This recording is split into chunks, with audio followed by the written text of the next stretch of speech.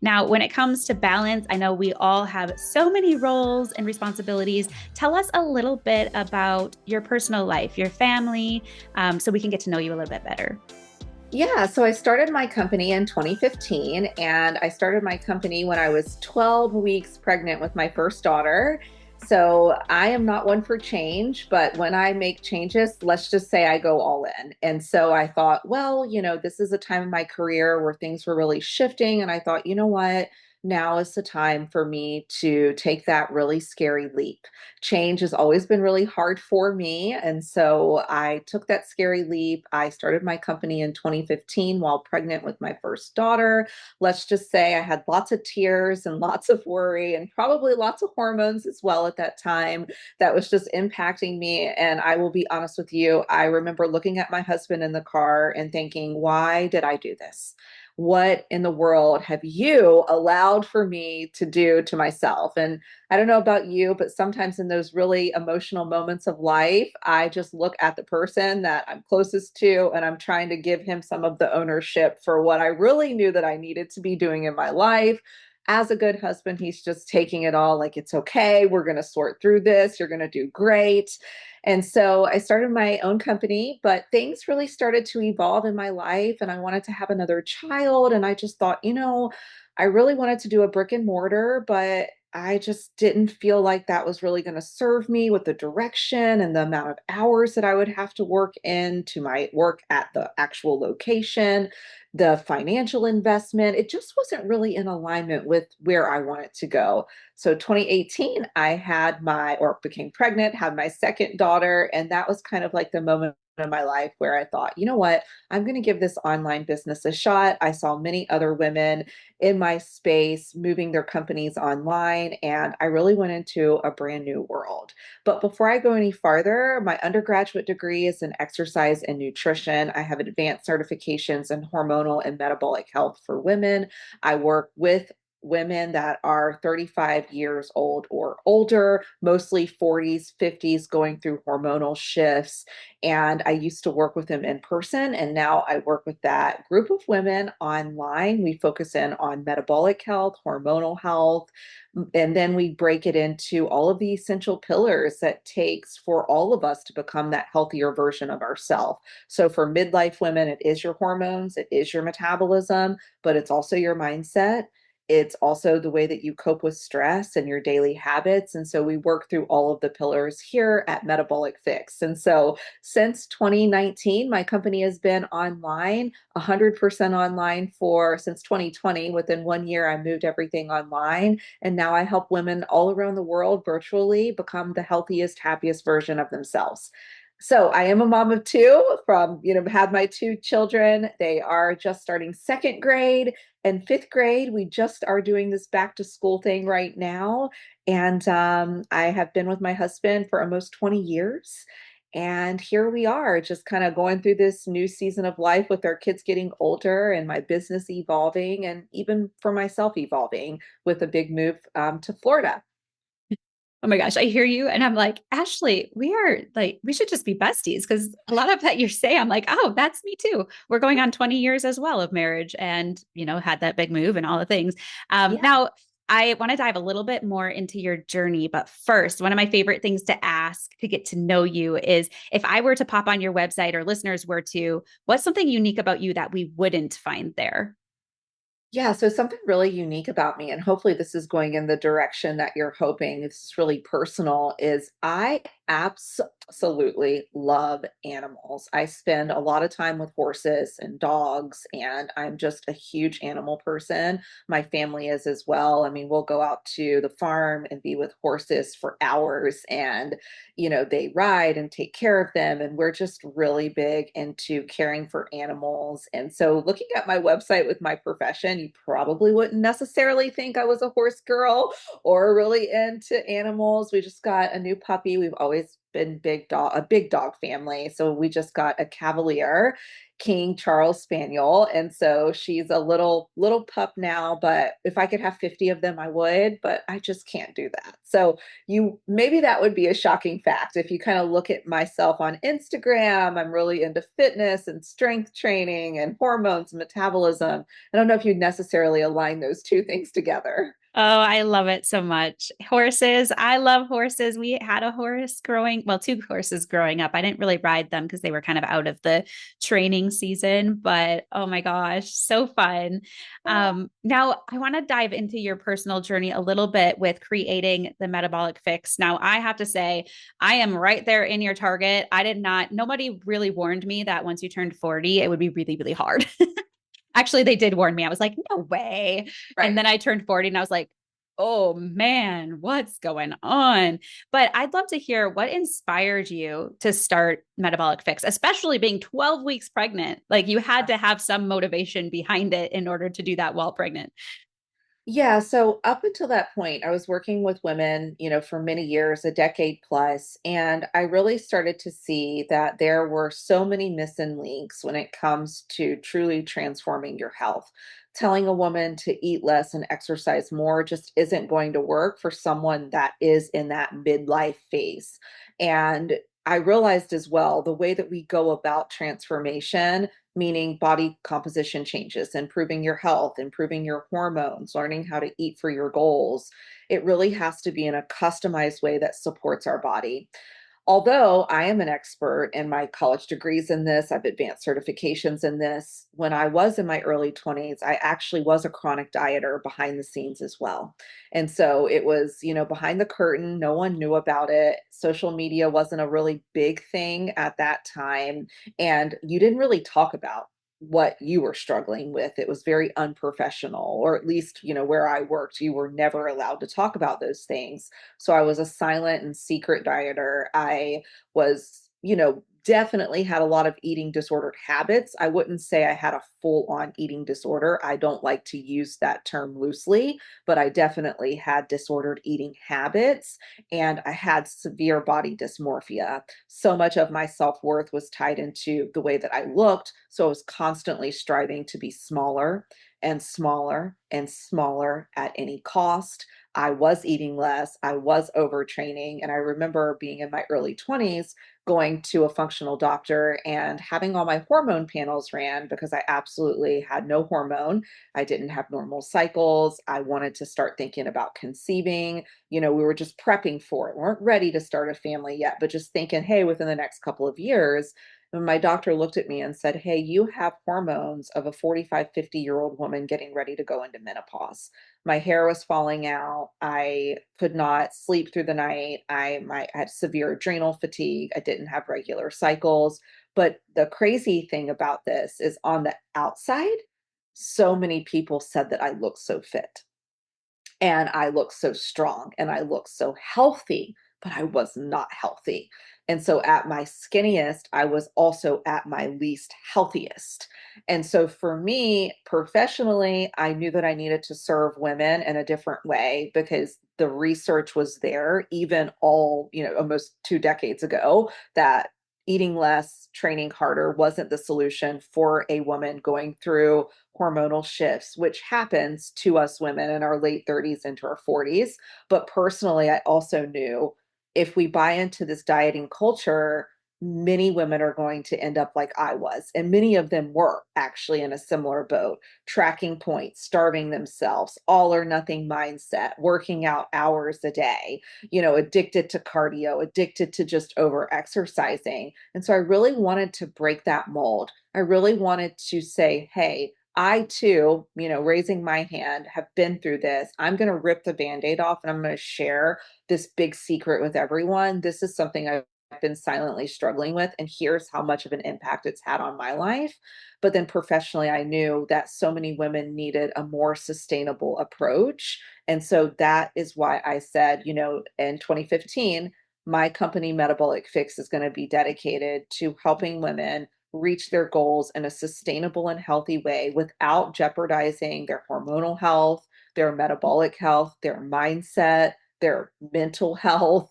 And that's what I've been able to do now for many years.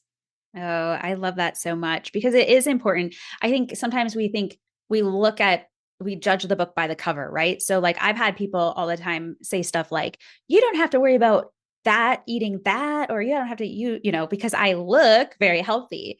But what some people don't know is I have actually a low metabolism. So I have to be really careful. And so, like, yeah, I was not healthy at my lowest. I wasn't healthy either, but I looked it on the outside, but it's like people can't tell. And I think that kind of happens with our businesses too. Like we can look at someone's business and go, man, they're so far much further along, or they're just doing amazing things and whatnot, but we don't see the behind the scenes. Like we don't see under that cover, and we kind of judge, like we compare our worst to their best. We compare our business, our mini growing business that we just started, to someone who's been doing it for years, and not realizing like we need to actually set these appropriate goals for the size of our business, and for the season we are in, the capacity we're in. Like there's a different mindset that goes along with even like what you're talking about with working with women and their health, and then also like with growing the business. So I'd love to hear from your experience. How does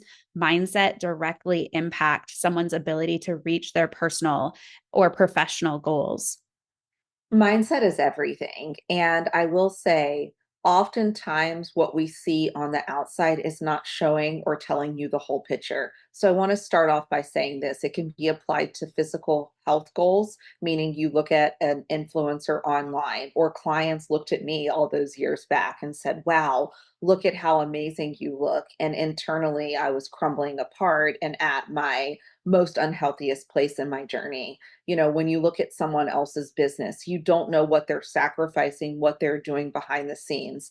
And there may even be a possibility, and this happened to me, when you get to know someone and their business, if they have multiple six-figure, million-dollar companies, if you see what they do, not everyone, but for some, you see what they do to hit that revenue goal or what they've had to sacrifice, you may even have moments where it's like, I don't actually think I want that anymore. Or if you see that fit lady, for example, the clients that looked at me and thought, oh my gosh, you look so great. If they only knew what I was doing at that time in my life, I guarantee they wouldn't have wanted that. And so I think Mm. when we're thinking about our own journey, to start this conversation off with mindset, we really need to focus on ourselves. And I realize this is so much easier said than done. I've been there too, and realize that, this is our journey and it's not going to look like anyone else, your health journey, your business journey. And so starting off with just being super aware that we as humans naturally have the tendency to want to compare. It's normal. It's natural. We all do it. We don't mean to. It's just the way that it is. But once you become aware of that, and that's probably going to happen when you walk into a room, when you're on social media, you're able to check yourself a lot faster and say, whoa, whoa, whoa, here I go again. I'm starting to compare myself. Reminder to self, I am not them. I don't have their body, their genetics, their hormones, their lifestyle, their business, whatever, their health. You never really know when you're looking at someone, but mindset is everything. Your thoughts are going to impact your actions, and your actions are what's going to yield you the result, good or bad. So everything actually starts with your mindset. A huge component of what we do here at my company is really doubling down on a client's mindset before they go into the results phase of their transformation, because we want to ensure that they have that foundation built before they step into the results phase. Here at Metabolic Fix is where a client is truly stepping into going through a body comp transformation, either it be building muscle, losing fat, whatever it may be for them. Everyone has a custom goal. We ensure that that foundation is built with their mindset. Any barriers holding them back, we work through, because I know if we don't tackle that, it's going to come back and prevent them from reaching their goals. That's how much your mindset impacts your ability to accomplish your goals. So true. And as you were talking, I was just thinking about what you were saying when it's like, let's look at what that business owner had to do to get to that point. And I think about actually going down to perspective. Like, what is it that you really want? What are your priorities? What are the things that light you up? What do you want from your business? And then looking at that behind the scenes, do you really want to do those things that it takes to get to that business? Or is your goal different? Because that is mindset. Like, it is a perspective shift, because I don't want to spend hours and hours and hours on my business. I don't want to sacrifice everything. And so my business or my growth might look different, because of that, because of my priorities. So making that shift in mindset is huge. And I'm sure it's as we're like, well, as we're aging, as we're looking at our health, same thing. Like, we need to shift our perspective. I need to shift my perspective from I can eat whatever I want, just like before, even though that wasn't healthy, and stay the same weight. Like, I can't anymore. That's not a truest thing in my life. I don't know how you call that, Yeah. but anyway, but that's like a mindset and a perspective shift. And I know, like, if we look at what they have and we're like, well, we want that, I'm willing to work that hard and work for that. I know you also talk about, and this is something that I get into, is the danger of the all or nothing thinking too. So why do you think that this is common in business owners, and maybe how can we kind of break out of that cycle of all or nothing? Yeah, the all or nothing thinking is very, very common. And I know it's something that I struggled with as well. It can go, usually, generally, if you struggle with the all or nothing thinking or mindset, it applies to many levels or categories in our life. It's not just business, it's oftentimes the way we approach our health goals, the way we see a lot of things in our life when you really step back and start to analyze your thoughts. And number one is recognizing that that's what you're doing. For me, I didn't really recognize that that's what it was called and that's what I was doing. But I started to see this trend, and maybe you can see this as well in your own life if you're listening in, where it was either all or nothing. So, meaning I was either doing everything. So, when it came to my fitness, I was working out 7 days a week, 1 to 2 times a day. I was, checking off all my dietary goals and making sure I was only eating X amount of calories and avoiding certain foods and checking the boxes. Business, it can look the same way, where, you have these goals. You are either, crushing it in business land, you're posting every day, you're sending emails every week or every day, you're doing all the things. And our checklist may look different depending on where we are in our business, but that's the all or the nothing. So you're doing nothing and you're not posting. What's it even? Why am I even doing this? None of it matters anyway. Why am I exercising? Why do I even care about eating healthy? I'm not getting results. So who cares? What's the point in this? I'm never going to reach my goals. That is the all or nothing mindset. And that will keep you stuck forever. So, number one, it's being aware that that's what you're doing. It's so amazing what happens when we bring awareness to the situation, whatever it may be in our life, when we become aware of our thoughts, when we stop and think, whoa, what's running in the back of my mind all day? Are these thoughts serving me? No, I'm not worthless, or yes, I'm going to be successful. I mean, when you really pause and analyze what you're saying to yourself, so you're saying and write it down even. I am never going to reach my goals. I am a failure. This is never going to happen. My business is never going to grow. I'm never going to lose weight. I'm always going to be unhealthy and unhappy. And you see on repeat what you're telling yourself, which goes back to your thoughts become your actions. Your actions are going to become the results that you see. And so it's the awareness that you're even doing that.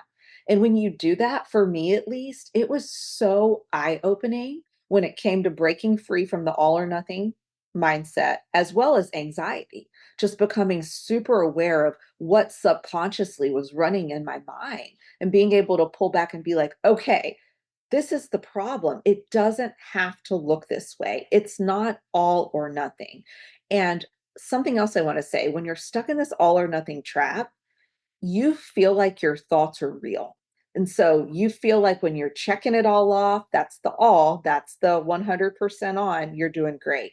But when the negativity and the negative thoughts and all of those things start to set in, that you're not good enough, you're never going to get there, you're not worthy of the success, you're not worthy of having that body or whatever it is. Whenever you start to see that happen and you transition into that mindset, just being able to pull back and say, whoa, what am I doing here? And just having that realization can be so huge for you. Oh, it's so true. The negative, I know I've been in a time of a season where it was like all about only being positive, like kind of a toxic positivity culture, which I think is not healthy either. But then being the other extreme where all I think is negative and it tears me down so much that I'm not willing to take action because I no longer believe that it's even possible to start or do the thing. And so there's like a healthy balance between that. And I love how you were talking about like even realizing, listening to ourselves. Are we speaking these things? Write them out. If we write them out, we'll be like, oh my gosh, what am I saying? And I also like something that I thought about before was would I, if you write that out, like, would I say this about somebody else? Like, would I tell my best friend these things, like these negative things about them? No. So why do we think we need to be unkind to ourselves, right? And so do you have any like tips for, okay, now we have this all written out. We know what the negative messages that we're repeating to ourselves are. What would be like the habits, something to like really start breaking free of that and moving forward with our goals? Yeah, I'm also not a fan of the toxic positivity where if you're not, you don't have to be happy and perfect all the time. That's also not healthy in my opinion. So I think that it's okay to be real and honest with yourself because sometimes in your life things aren't going to be working well for you and you need to break the habit. So for example, let's say you are struggling with all or nothing. Realizing that is good and saying, okay, I'm realizing that I'm very much so caught in this all or nothing trap. I'm not really sure why, but what's underneath it? Usually it's fear. It's fear of failing. It's fear of letting yourself down.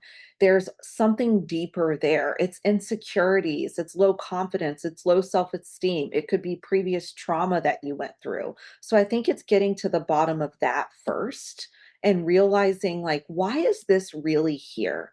My brain is going into this all or nothing for a reason, and why is it doing that? But writing down like really what are the barriers, because it's normal in your journey to experience barriers and challenges. And realizing that, hey, normally you go towards the all or nothing. How can you find a better way? And this is something we spend a lot of time with our clients doing. It's like, where do we find that mid ground? Because it's not all or nothing. There's something called the messy middle. And that's where a lot of us should be, because it's not that you need to be 100% or zero. Maybe it's 50%, maybe it's 70%, but it's finding that balance between the two so you can ultimately reach that goal that you have set for yourself. And so defining what is it that you really want to accomplish? What is the goal that you want to set for yourself and accomplish? And then maybe make a big list of all the things that you feel like you need to be doing. And then we know on the opposite side, when maybe you feel like those things aren't working or the negative self-talk, makes its presence, you can say, okay, normally I would turn everything off and do nothing, but how about I find three dial movers that I can really double down on and focus on regardless of what is going on in my life. Honing in on those three things. It's going to look different for all of us. So, if it comes to your health, maybe it's eating your protein, drinking your water, getting to bed on time, getting in a workout's another example. If it's your business, it could be making sure that once a week you're sending an email to your list, you're recording your podcast, you're working on a course, whatever your personal dial movers are, that's how you start to find that balance, because it may not be 100 things off of your to-do list, but it could be 1 to 3 things. It could be acknowledging what all or nothing looks like for you and what happens when maybe life starts happening or when stress triggers. And that's when we are going to have those moments where it's like, oh, we can't really keep up. So instead of going to nothing, let's go to the messy middle where we maybe will only be able to do 50%, but it's better than zero. The messy middle. I like that because I feel like either we're on one spectrum or the other, and we forget that there is not a gray area, but that area in the middle, the consistency, the doing it, progress over perfection, doing Yes. it with making a mistake. It's okay. And I like how you also talked about like it's okay to be in reality. It's okay to like know where you're at, even if it's like a negative space, but then it's about moving forward from there. Like what's something that you could, what's that next step that you can take to move forward in your thinking? What are some habits you can create that will help you build that confidence, build the belief in yourself again, and change that negative to the positive? Because now you're kind of changing that reality because you are moving forward. I think that's really, really helpful. And I think it's also helpful to think about like, you have family commitments, you have work deadlines, you might feel like you don't have breathing room, but that messy middle is a great place to be. I know for me, a lot of times it can feel chaotic because I'll look at my project management system or my to-do list and I feel like I'm always adding to it. It does never end. Like there's always so many to-dos and it can feel overwhelming and it can kind of get us in that space too, mindset of like, is this ever going to work? Am I ever going to be able to not do something? Am I going to be able to take a rest? What are some things that have helped you or your clients to stay grounded instead of overwhelmed or to like really balance that to-do list? Yeah, so the to-do list is never ending. And if you're a mother and managing a household and working either for someone else or building your own business, you constantly feel like you're adding more and not checking things off. It can be really, really overwhelming. For me, one of the biggest things that helps is writing everything down and dumping it down is sometimes helpful, but also overwhelming if there's not a system. Because for me, it just allows for me to see all the things I have to do and all of the time I don't have to do them. And so that triggers even more overwhelm. And so I like to say, okay, if I'm going to write everything down, that's fine. But the expectation is for me to only conquer 1 to 3 actions. So, what are the big dial movers that I need to do today? It really allows for you to focus in on the dial movers. What's actually moving the needle? So, you may have to spend some time in your business, your personal life, your professional life with your health goals even and identify what are the needle moving actions for you. This is something we identify with our clients. So everyone's different. We identify their needle moving actions. This is something I do in my own life in every category with my children, with my health goals, with my business. And I will set out of that to do list every day 1 to 3 actions that I need to take. And if I accomplish those, I give myself 100% for the day. Yes, there is a list of a lot of other actions. So I mark those things off. Maybe I add something else on. I look at the list again and I say, okay, today's a new day. Where am I today? What are the 3 things I need to focus on that's going to move the needle? Now, to do this effectively, you're really going to have to identify the needle moving actions for you. So, for me, in my health journey, I know exactly what I need to do and I know exactly what's going to pay off. Yes, there's lots of little things I could waste time on. It's not that those things aren't good, but they're just not needle movers for me. With my business, the same thing. It's going to take for you to audit your business to determine ultimately what is it that you're doing every single day that are the needle moving actions. And those are the things that you need to be focusing in on. Maybe for you, it's not building a course. Maybe if for you, if you are working for someone else, it's not answering emails all day long. Or for your health goals, maybe it's not, spending, let's say, an extra hour or two walking every day. Not that that's not important, but there's probably some other things that you need to be doing as well. And so I think you have to audit your life and decide and determine what are the needle moving actions, and then it's easier to focus in on those 3. And then there's going to be a lot of things that come across your path that's just not going to align with what you need to accomplish for this season, for this week. And so that's been so incredibly helpful for me. And I take it day by day. I actually don't even look at it for the week, and that's helped me tremendously as a mother. My husband's incredibly busy with his career. I'm running my own business. I have a second grader and a fifth grader in public schools. They both have sports, golf and soccer and swim, and we're busy. And so for me, it's really served me because I know exactly what I need to focus in on. But I'm not doing everything. So I don't want to put that perception out there. I'm doubling down on 1 to 3 actions in the different categories: professional, health, and with business every single day. So if you're on this journey too, hopefully that can help you break it down into more digestible pieces so you can actually make progress even when you're wearing a lot of hats.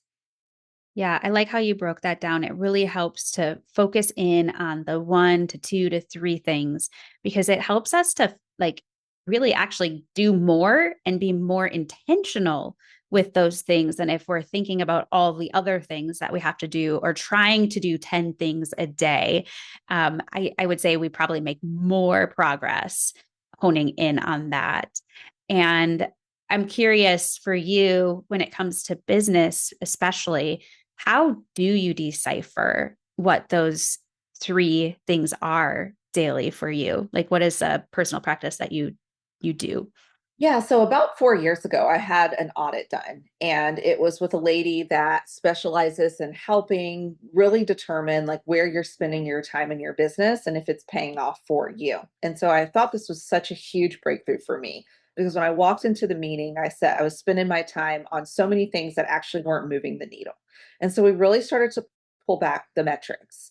And for me, and really for every business owner, so we can love what we're doing. So I want to just preference this by saying we can love what we're doing. It can be a passion of ours. It should be. We should love what we're doing. Your heart's there. And maybe if you didn't have kids and a mortgage and, health insurance to pay for, you would do it for 100% free. Actually, I spent the first 2 years of my career working for free. But I was also 18, 19 years old and could do that at that point. I was shadowing and just learning. So, with that being said, though, now, like many of us, as an adult woman, a mother, a homeowner, living in midlife in today's times, I can't do this as a hobby. So, to have a business, you have to be generating revenue. And for me, it was really simple when I was auditing my time. It was figuring out what specifically brings me my ideal clients and what generates me revenue in my business. That simply that simple statement is really helped me figure out exactly where and what I needed to be spending my time on every day. And so step one is becoming super aware of what your business is doing, where you are, where are your clients coming from, what types of people do you want to work with, and where are you going to find them? Every single action should be geared towards that, in my opinion. That has served me incredibly well in my business. So every day when I start my work, I'm focusing in on taking care of customers that are investing already into programs and services that I offer. They're the utmost important thing. And then the rest of my time is going to be split between things that I know for a fact, based off of the stats of my company, that are going to ensure that I am connecting with women that desperately need and want my help. Those are the dial movers. I say no to a lot of other opportunities because it's just not in alignment right now in this busy season of life with where I am. Yeah, the no is super important because it can be such a distraction to those needle movers. Yeah. And being willing to say no is hard, but it's a great boundary to have. And I'm also curious because, running a business takes energy. And I think it's important for us to actually prioritize our health. Prioritize our well-being, prioritize our enjoyments, in order to have a really fruitful and successful business too, because otherwise we're going to probably lead to burnout or overwhelm or just not feel good. Like, I don't want to build a business and then not feel good to be able to do other things. So I'm curious how you personally prioritize your fitness, your nutrition, your self-care without letting your business suffer. How do you make that a priority? Yeah, so for me, the fitness and nutrition part of it has always been, I would say, a little bit easier because I've been super aware of the fact that if I'm not healthy, there's no way I'm going to be able to do this. So, with that being said, as I was building my company, I had a 6-month-old and a 3-year-old. I didn't have a lot of time and I didn't have a lot of extra energy while I was simultaneously trying to build my company. But I knew for myself that I had to make it a priority. My husband was always on board. So, if you have a partner or you're raising kids with your husband, your partner, just making sure that you're having these conversations about what is important to you. It is shocking to me how many women that I work with, they don't communicate to their husbands what's truly important to them. So their husbands really have no idea what they're doing or why they're doing it or why it's important to them. And so for me, my health has always been important. So, with that being said, my husband would support me getting up in the morning and doing my workout. If the kids were crying or they needed something, they would go to him instead of come to me. He would be there to watch them. And just having that support really opened the door for me to ensure that I was still able to get in activity and workouts and things that supported my health goals. Nutrition, it was also having conversations to say, hey, I need some time on the weekend. You're going to have to be more busy with the kids because I need to be able to prep food and grocery shop. And yes, I can take them to the grocery store, but with toddlers, especially back when I was first getting started, it's a lot harder. So if you could just watch them, I can go to the store in peace, come back, and we would just really work together as a team. So that communication was key. And so that's really served me. And then also for me, realizing my worth and not forgetting that, because that's not something I had when I first started my career right out of college. I had very low self-esteem. I put everything and everyone in front of me. And I just knew if I was going to have a successful business and raise my girls, that I couldn't do that. I couldn't do that to myself because it would ultimately negatively impact my business, impact them. So it was realizing that putting myself first wasn't selfish. It was actually a necessity to thrive at growing my business and being a great mother. Now, the thing that I have struggled with, though, is allowing myself to have quiet time and peace and not pushing myself at every single moment or opportunity. There's not something filled with in that time block. So, for example, on a Saturday evening or a Saturday morning or after the kids had dinner, a couple of years ago, I would spend that time working on something in my business and I was never turning my brain off. I love what I do. It's the only thing I've ever done my whole entire life. I know nothing else outside of the work that I do. And so for me, I thought, well, this is my passion. This is what I'm supposed to be doing. This is my business. This is like my third baby.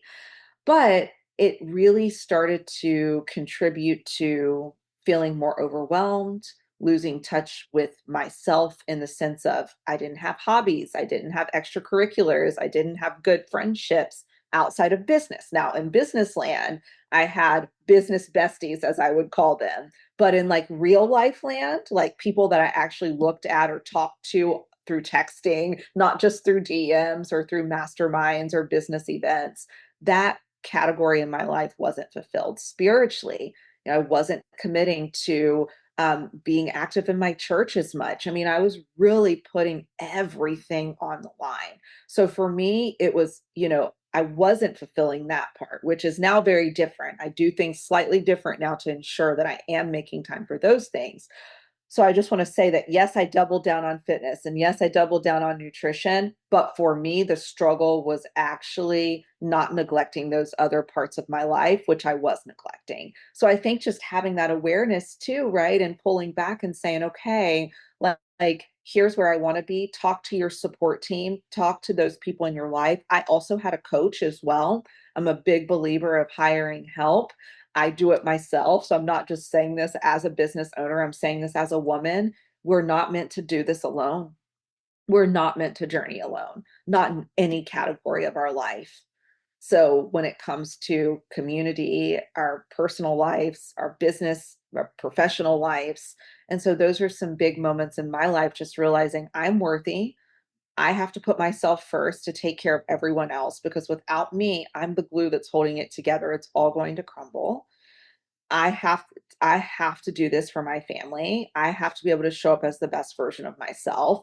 But then a little bit later on, realizing, okay, we also can't forget about the community, the spiritual component, the making sure you're penciling in a little bit of time for those hobbies, maybe reading or a yoga class or a puzzle, that it's okay to even pull back a little bit and factor in some of those other things that are important too.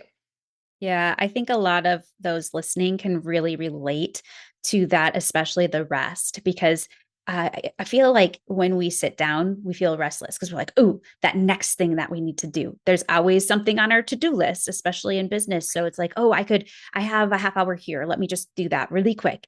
Instead of just taking that silence. And, I always, my kids, they're like, I'm bored. I'm like, good. Yeah, Be be bored. bored. Yeah. And but we're not good at that anymore. And I think it's really important for us to be able to sit with our thoughts, to be able just to sit in silence and have that quiet time. And that's something that I've really been working through too, Ashley, because I think as an achiever, as a type A, as a goer, as a doer, we really don't do well in silence or in stillness. But that's where I think we grow. Yes, rest and stillness. I also want to say, if you are a business owner and specifically you run an online business, it is also going to feel very overwhelming because online there's always someone doing more than you. There's Ooh. always someone posting more than you. There's always someone sending more emails than you. Now, behind the scenes, they could have a team doing it for them. They could have someone taking over their social media, or they could be sacrificing everything in their life to do it themselves. But for me, that was really big, is realizing that I was never going to feel satisfied because there was always someone else doing more than me. And I constantly found myself kind of feeling like I was never there all the way because I would log online and see a friend, like, oh my goodness, she's posting 2, 3 times a day, 7 days a week. Like, I need to do that too. I need to keep up with that too. Or she's launching something once a quarter. I need to do that too. And there was this urgency behind it. So for me, it was really just kind of being aware of that, but then also finding peace and realizing I am not them. I don't want to be that way. I have really learned to enjoy the silence and stillness and rest. That was not in my DNA. Also, in my upbringing, and maybe some of the listeners can resonate, I came from a very much so lower income working class family. They never rested. There were never opportunities to do that. Every second was a second and an opportunity to make money, to put food on the table. And so I did not know what rest was. I thought to be successful, you weren't really allowed to rest. So every second I had, even up to a couple years ago, it was like, what can I be doing?